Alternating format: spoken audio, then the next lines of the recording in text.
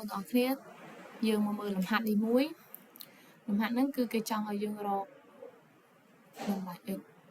គេចង់ដឹងថា x ហ្នឹងស្មើនឹងប៉ុន្មានចាហ្នឹងគឺការដោះស្រាយសមីការដែរចឹងចង់រកតម្លៃ x បើយើងសង្កេតមើលទៅឃើញថាខាងនេះគឺឬការ៉េនៃ x ដក7ចំណែកខាងនេះគឺឬការ៉េនៃ x ដក7ខាងនេះ x ដក7នៅក្នុងខាងនេះមានតែឬ x ទេហើយដក7អញ្ចឹងដើម្បីដោះស្រាយសមីការបែបនឹងបានគឺយើងត្រូវលើកអង្គសងខាងហ្នឹងគឺជាទៅជាការ៉េប៉ុន្តែមុននឹងលើកអង្គសងខាងទៅជាការ៉េយើងប្រាប់លក្ខខណ្ឌគេបន្តិចសិនមកថាកន្លែងហ្នឹងគឺតម្លៃ x របស់យើងគឺត្រូវតែធំជាងឬស្មើ0អាហ្នឹងទី1ហើយមួយទៀតត្រូវឲ្យ x ដក7ហ្នឹង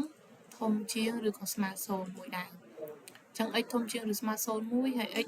ដក7ហ្នឹងធំជាងឬស្មើ0មួយអញ្ចឹងពេលយើងទាញរក x ទៅគឺធំជាងឬស្មើចាធំជាងឬស្មើ7អញ្ចឹងមានថាលក្ខខណ្ឌរបស់យើងត្រូវឲ្យ x ធំជាងឬស្មើ0និង x ធំជាងឬស្មើ7ចឹងបើយើងគិតទៅពេលពីរនឹងប្រសពគ្នាទៅគឺលក្ខខណ្ឌជារួមមកគឺ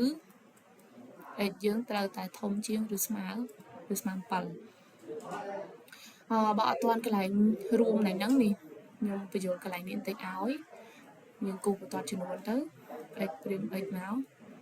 ថ្ងៃនេះគឺ0មកថ្ងៃនេះសន្មតថា7អញ្ចឹង x ធំជាងឬស្មើ0មកធំជាងឬស្មើ0នេះចាប់ពីនេះទៅធំជាងឬស្មើ0យកទៅរហូតដល់ x ហើយនឹង x របស់យើងគឺធំជាងឬស្មើ7យើងយកចាប់ពី7ទៅខ្ញុំដូរពណ៌បន្តិចធំជាងឬស្មើនឹង7យកចាប់ពីនេះទៅអញ្ចឹងកន្លែងណាដែលវាប្រសពគ្នាកន្លែងហ្នឹងគឺជាចម្លើយនៃលក្ខខណ្ឌទាំងពីរហ្នឹងហើយអញ្ចឹងឃើញវាប្រសពគ្នាគឺចាប់ពី7ឡើងទៅអញ្ចឹងមានន័យថានេះលក្ខខណ្ឌរបស់យើងគឺ x ធំជាងឬស្មើនឹង7អញ្ចឹងបើយើងរកឃើញទៅតម្លៃ x តូចជាងឬស្មើ7គឺអត់ត្រូវទេកន្លែងហ្នឹងណាតែអញ្ចឹងយើងបន្តទៀតប្រាប់លក្ខខណ្ឌគេហើយគឺយើងចាប់ផ្ដើម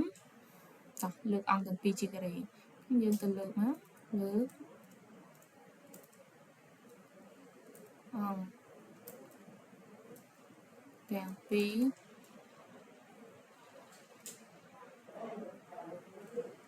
ជាការ៉េចឹងកន្លែងហ្នឹងវាទៅជាឬ x ដកឲ្យនឹង7លើកជាការ៉េស្មើនឹងឬការ៉េនៃ x ដកឲ្យនឹង7លើកជាការ៉េចឹងមកយើងមើលទៅអានេះលើកជាការ៉េអានេះក៏លើកជាការ៉េបើឬរួមលើកជាការ៉េទៅវាដាច់អស់ហើយអាឬហ្នឹងណាប៉ុន្តែអានេះឬវាផ្សេងគ្នាឬការ៉េនៃ x ដក7អញ្ចឹងកន្លែងនេះវាចូលរាង a ដក b លើកជាការ៉េអញ្ចឹងបើយើងគិតមើលរូបមន្តរបស់យើង a ដក b លើកជាការ៉េស្មើនឹង a ការ៉េដក2ដង ab ហើយបូក b ការ៉េអញ្ចឹងកន្លែងហ្នឹងគឺសរសេរឲ្យចូលរូបមន្តរបស់យើងហ្នឹងមកអញ្ចឹងវាទៅជាឬ x តួ a របស់យើងគឺឬ x អញ្ចឹងឬ x លើកជាការ៉េដក2ដង ab 2គុណនឹង a យើងគឺឬ x គុណនឹង b យើងគឺលេខ7ហើយបានបូកឲ្យនឹង b ការ៉េអញ្ចឹងបូកឲ្យនឹង7ការ៉េស្មើខាងនេះឬការ៉េរួមអញ្ចឹងកន្លែងការ៉េហើយនឹងឬការ៉េនេះគឺ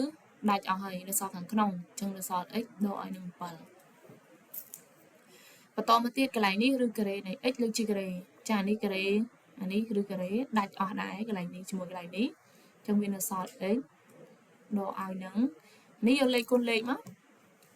យក2គុណនឹង7មកវាបាន14ហើយនេះឬ x យើងទុកឬ x នឹងមកវិញដដែលបូក7លើកជាការ៉េគឺស្មើនឹង49ហើយស្មើនឹង x ដក7បោះអាញាត់មកអង្គទី1ចឹងណាវាអាញាត់ទុកនៅអង្គទី1អស់មកចឹងនេះ14ឬ x បោះ x មកខាងនេះបានដក x ស្មើនឹងដក7យើងទុកព្រោះលេខអានេះបូក49យើងយកមកសេខាងនេះគឺបានដក49ចានេះ x ដក x អស់នៅសល់តែដក14ឬ x ហើយស្មើនឹង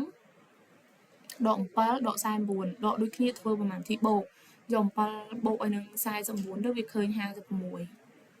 សញ្ញានឹងដកដូចគ្នាអញ្ចឹងកន្លែងនេះគឺចេញសញ្ញាដកដែរ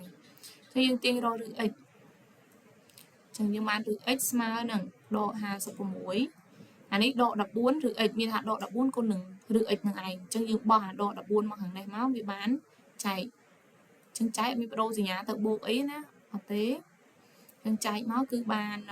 នេះសុំពុះមកសេខាងនេះមួយអញ្ចឹងកន្លែងហ្នឹងគឺបានឬការ៉េនៃ x ស្មើនឹងដកចែកដកបានបូកហើយយក56ចែកនឹង14គឺស្មើ4តមកទៀតអស់ហើយនៅសល់តែឬការ៉េនៃ x ស្មើនឹង4អញ្ចឹងចង់ឲ្យដាច់នៅសល់តែ x លុបឬការ៉េចោលគឺយើងត្រូវលើកអាហ្នឹងគឺជាការ៉េទៅដើម្បីឲ្យវាដាច់ឬការ៉េហ្នឹងអញ្ចឹងលើកឬនឹងជាការ៉េមកវាស្មើនឹង4លើកជាការ៉េដែរតែខាងនេះលើកជាការ៉េខាងនេះក៏ត្រូវលើកដូចគ្នាដែរណាដើម្បីវាស្មើគ្នាដូចដើមវិញអញ្ចឹងឬការ៉េនៃ x ហើយលើកជាការ៉េអស់ដាច់ឬហើយអញ្ចឹងនៅសល់តែ x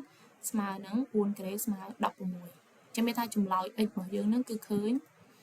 ចា x ស្មើនឹង16នេះជាចម្លើយ